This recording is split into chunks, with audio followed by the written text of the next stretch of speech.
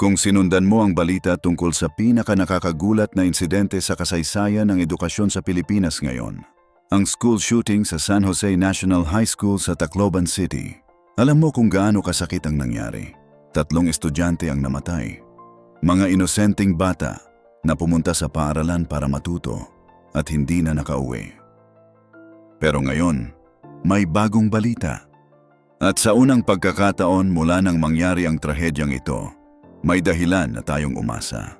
Dahil ang investigasyon na akala ng marami ay maaaring matagal pa, ay nagbunga na. Ang isa sa 2 suspek ay kinasuhan na. Ang mga detalye ng motivation ay nalabas na. At ang mga katanungan na matagal na nating tinatanong, sinisimulang sagutin na. Ngayon, sasabihin ko sa iyo ang lahat ng nangyari at kung ano ang susunod na mangyayari sa mga suspek. Bumalik tayo sa eksena ng krimen. Ang San Jose National High School sa Tacloban City. Ang gusaling kulay asul sa loob ng paaralan. Ito ang lugar kung saan nagmula ang mga putok ng baril ng 2 menor de edad na suspek. Ayon sa Police Regional Office 8 o PRO8, ang 2 suspek ay parehong estudyante ng parehong paaralan. Ang isa, 15 taong gulang. Ang isa, 14 na taong gulang. Kapwa menor de edad. Kapwa kilala ng kanilang mga guro at kamag-aral.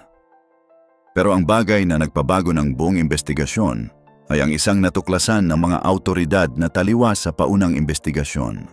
Sa simula, ang unang ulat ay nagsasabing walang particular na target ang 2 suspek. Parang random. Parang walang plano. Parang bigla lang nangyari. Pero habang lumalalim ang investigasyon, lumabas ang katotohanan. Ayon sa PRO8, may target pala ang 2 menor de edad na suspek. May gustong punteriyahin. May gustong hanapin. At ang pamamaril ay hindi random. Ito ay may layunin. Pag-usapan natin ang eksaktong nangyari sa loob ng paaralan, batay sa mga pahayag ng mga saksi at ng mga pulis. Ayon sa mga investigador, noong araw ng insidente, ang 2 menor de edad ay hindi agad nagpaputok pagkapasok nila sa loob ng paaralan. Hindi sila basta pumasok at nagpaputok. Ayon sa mga pahayag ng mga pulis na nakakita ng insidente, ang 2 ay pumunta muna sa huling silid-aralan para maghanap ng isang tao, isang target.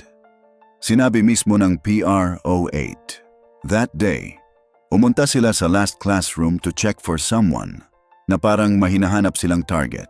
And then, upon knowing na wala doon yung target, naglakad sila sa corridor, passing through several classrooms. Doon na silang nagpaulan ng bala sa mga silid-aralang nadaraanan. Kaya ang nangyari ay hindi isang random na pamamaril. Pumunta sila sa huling silid-aralan, naghanap ng target. Nang hindi nila makita ang target, nagsimula silang maglakad sa koridor at pinagbabaril ang bawat silid-aralan na kanilang dinadaanan. Isa-isa, bintana, pinto, silid-aralan. At sa bawat hakbang, may bala, may dugo, may buhay na naaalis.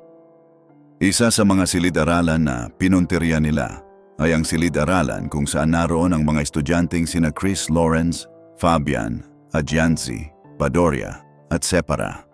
Ang 2 sa 3 estudyanteng namatay sa insidente ay nasa pinakadulong silid-aralan. Hanggang ngayon, may kandilang nakatirik sa loob ng silid-aralan na iyon at makikita pa rin ang marking na iniwan ng suko dahil ang basyo ng bala ng baril ay doon nahulog. Pero narito ang isang detalye na nagpapakita kung gaano kaplanado ang insidenteng ito at kung gaano kakilala ng mga suspek ang kanilang mga biktima. Ayon sa advisor at guro ng mga biktima, pati na rin ng suspek, magkaklase sina Chris Lawrence at Janzi at ang 14-year-old na suspek, magkaklase, magkakilala, magkasama sa iisang silid-aralan araw-araw.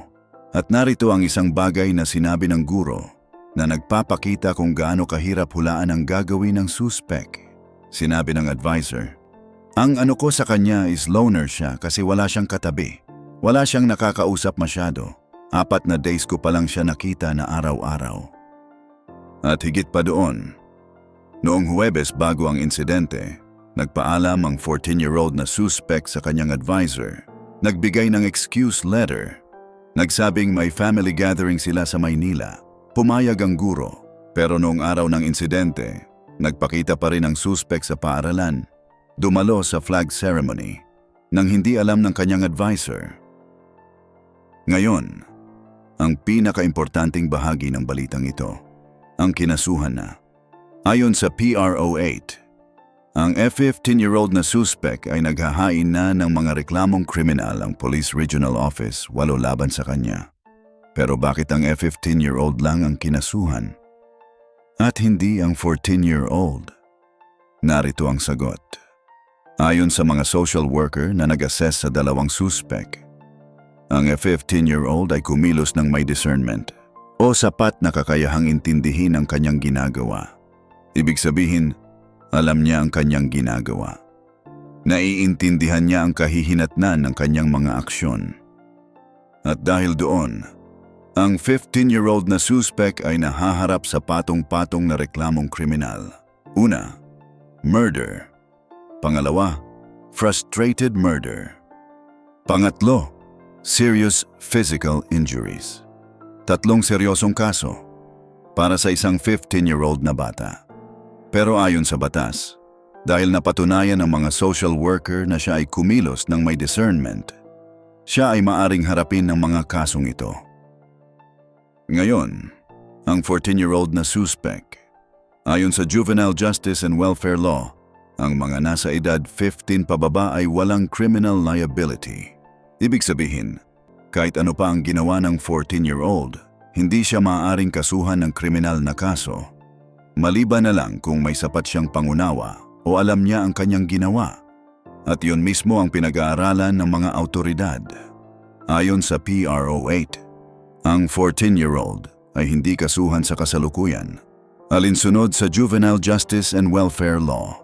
Sa halip, siya ay sasailalim sa intervention program na pamamahalaan ng City Social Welfare and Development Office. Pero narito ang isang bagay na nagpapakita kung gaano kaplanado ang insidente at kung gaano naintindihan ng 14-year-old ang kanyang ginawa. Ayon sa investigasyon, ang 14-year-old na suspect ay nagpalit ng magazine habang nagpapaputok. Nagdala siya ng extra magazine, naghanda siya. At sa crime scene, 40 empty shells ang na-recover.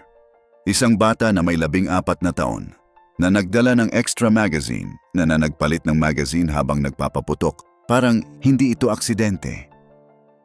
Ngayon, pag-usapan natin ang motibasyon. Ayon sa investigasyon, ang mga autoridad ay patuloy na iniimbestiga kung sino ang target ng dalawang suspect at kung ano ang tunay na dahilan ng pamamaril. Pero narito ang isang bagay na iniimbestiga rin ng mga pulis na nagpapakita kung gaano kalayo ang naabot ng impluensya sa mga batang ito. Ayon sa PRO8, isa sa mga tinitingnan nila ay kung posibleng naimpluensyahan ng mga nagdaang school shooting sa ibang bansa ang isa sa dalawang suspect. Napansin ng mga investigador na parehas ang damit ng isa sa mga suspect, saya isa sa mga sangkot sa mga school shooting sa ibang bansa. Sinabi mismo ng PRO8, and kinoconsider din namin yan sa investigation if those previous shooting incidents involving those persons na nakashirt na parehas ng isang CICL would have influenced him of committing that. Pero, that's for confirmation. At bukod doon, sinusuri rin ng mga investigador ang mga maaring nakaimpluwensya sa isa sa mga menor de edad na suspect, tulad ng sinalihan nitong online groups o online games. Hawak na rin ng Regional Anti-Cybercrime Unit ang mobile phone ng mga suspect para sa digital forensic examination. Lahat ng posibleng ebidensya, lahat ng posibleng motibasyon, iniimbestiga ng mga autoridad. Ngayon, pag-usapan naman natin ang mga magulang ng mga suspect. Ayon sa PRO8, ang mga magulang ng mga suspect ay sasalang din sa investigasyon at pag-aaralan ang kanilang posibleng civil o criminal liabilities. Sinabi mismo ng PRO8, that will be part of the investigation pa na gagawin namin to determine kung there is direct participation or influence of the parents sa commission of the crime ng kanilang anak. Pero hanggang ngayon, Ang mga magulang ng mga suspek ay hindi pa humaharap sa media. Hindi pa sila nagbibigay ng pahayag. Hindi pa sila nagpapaliwanag. Kahit ang pulisya ay walang nakukuhang pahayag mula sa kanila. Kahit humarap sila sa inquest proceedings bilang mga guardian ng mga suspek. At isa pang detalye, ang lumabas sa investigasyon tungkol sa nakaraan ng 14-year-old na suspek. Ayon sa PRO8, bahagi ng investigasyon ang naunang record ng 14-year-old na suspect sa guidance office ng paaralan. Matapos umano siyang babugbog noong nasa mababang baitang pa lang siya dito rin sa parehong paaralan. Isang bata na nabully noon. Isang bata na may naunang record ng karahasan. Isang bata na walang nakinig. At ngayon, 3 estudyante ang patay. Bilang tugon sa lahat ng ito, ang mga awtoridad ay nagbibigay ng mensahe sa buong bansa. Ang investigasyon ay patuloy. Ang mga kaso ay ihahain. Ang hustisya ay hahanapin. Pero ang pinakamahalaga ay ang tanong na kailangan nating sagutin bilang isang lipunan. Paano natin maiiwasan ang susunod na insidente? Dahil sinabi mismo ng PRO8 na kung may nakakita sa mga red flags ng mga suspek at kumilos agad, maaaring naiwasan ang lahat ng ito. Kaya ang mensahe ng mga awtoridad sa lahat ng magulang, sa lahat ng guro, sa lahat ng miyembro ng komunidad, bantayan ang inyong mga anak. Pakinggan ang mga batang nag-iisa. Kumilos agad kapag may nakitang red flags. Dahil ang isang aksyon ay maaaring magligtas ng maraming buhay. 3 estudyante, 3 pamilya, 3 buhay na hindi na mababalik. Pero ngayon, may hakbang na patungo sa hustisya. Ang 15-year-old na suspect ay kinasuhan na ng murder, ng frustrated murder, ng serious physical injuries. Ang investigasyon ay patuloy. Ang katotohanan ay unti-unting lumalabas. Pero ang pinaka-importanting aral ng lahat ng ito, hindi lang ito tungkol sa mga suspek, hindi lang ito tungkol sa mga kaso. Ito ay tungkol sa bawat batang nag-iisa sa silid-aralan, na walang nakakausap, na walang nakikinig, na unti-unting nababago ang pag-iisip na kailangan ng isang taong kumilos bago pa mahuli ang lahat. Iyon ang tunay na aral ng San Jose National High School. Iyon ang tunay na mensahe ng Tacloban. Ano ang nararamdaman mo sa pinakabagong update na ito? Tama ba ang desisyon na kasuhan ang 15-year-old na suspect? I-comment mo sa baba at huwag kalimutang mag-subscribe para lagi kang updated sa aming mga balita. Salamat sa panood.